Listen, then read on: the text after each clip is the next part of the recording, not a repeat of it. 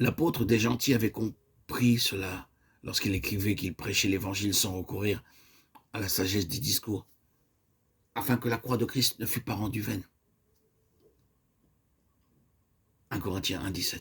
Elle est rendue vaine quand elle est enveloppée d'éloquence humaine ou qu'elle disparaît sous un flux de paroles. Une parole facile, abondante, tue le message de la croix. Que Dieu pardonne les couronnes de fleurs dont nous décorons la croix, même les fleurs de rhétorique. La croix doit garder son effroyable grandeur, sa tragique puissance, celle qu'elle avait lorsque le Fils expirait sur le bois maudit à cause du péché. Alors la terre trembla, les ténèbres recouvrirent le pays et ses habitants furent jetés dans la consternation et dans l'épouvante. « N'est-ce pas moi qui ai fait la bouche ?»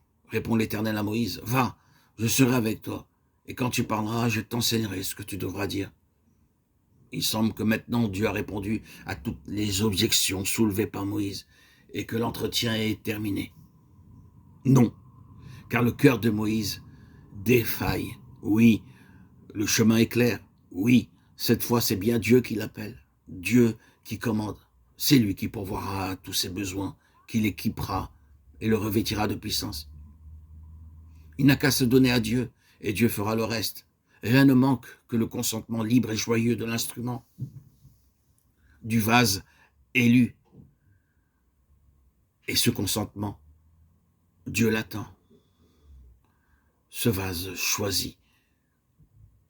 Mais Moïse recule. Encore. L'œuvre à laquelle il est convié l'épouvante. L'Éternel s'est montré si patient envers lui. Il n'ose refuser, mais il semble acquiescer malgré lui à ce qui lui est demandé. « Ah Seigneur, dit-il, envoie, je te prie, qui tu voudras envoyer. » Exode 4,13. C'est à peu près comme s'il disait « Seigneur, il faut que ta volonté se fasse. Eh bien, s'il faut que j'aille, j'irai. Mais je préférerais que tu choisisses quelqu'un d'autre. » C'est un consentement donné à regret. Dieu ne peut accomplir son œuvre par l'instrument choisi que si celui-ci donne une collaboration joyeuse et sans restriction. L'instrument qui se refuse ne peut avoir la foi nécessaire. Or, la foi est la capacité ou le canal qui permet à la puissance de Dieu de s'exercer. Moïse ne refuse pas de partir. Il a pris la résolution d'obéir. Mais il ne semble pas que sa foi soit allée jusqu'à croire que Dieu pouvait se servir de sa bouche. Il est écrit que la colère de l'Éternel s'embrasa contre Moïse. Quelle douleur pour celui qui dispense les dons de constater que l'incrédulité empêche de les saisir. Dieu pensait agir avec Moïse seul, mais les restrictions et la crainte de celui-ci déterminent Dieu à choisir un second instrument. Ah, puisque Moïse ne croyait pas que l'Éternel pouvait lui donner la facilité d'élocution nécessaire, Dieu ne pouvait faire de lui son porte-parole. Ainsi, l'incrédulité de l'homme limite la toute-puissance de Dieu et les desseins de sa grâce.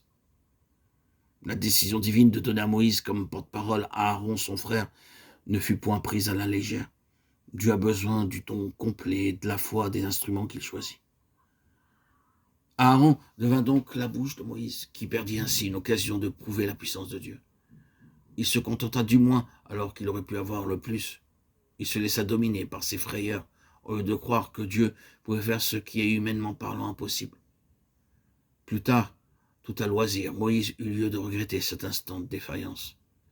Car Aaron dans sa vie, devint une cause de douleur et l'instrument d'épreuve qui autrement ne serait point survenu. Et nous ne comprenons pas souvent la même faute, frères et sœurs en Christ. Ne nous laissons-nous pas arrêter parce que nous jugeons impossible et parce que le cœur nous manque. Ne choisissons-nous pas le moins quand le plus est à notre disposition. Ah. Mais si nous reculons devant quelque chose que Dieu propose, il nous y ramènera tôt ou tard. Longtemps après, lorsque Aaron mourut, Moïse connaissait mieux son Dieu, sa langue n'était plus liée à la fin de sa vie. Il prononça devant le peuple un cantique qui est chanté dans le ciel, le cantique de Moïse et de l'agneau, nous dit le voyant de l'Apocalypse 15, verset 3. À Jéthro, Moïse vint dire qu'il devait retourner en Égypte. Il ne semble pas qu'il lui ait raconté tout ce qui s'était passé à la montagne de Dieu à Horeb.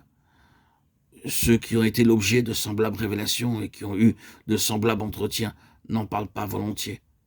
D'ailleurs, Dieu ne se révèle pas souvent de cette manière. Il le fait seulement pour ceux qui ont appris à marcher silencieusement avec lui.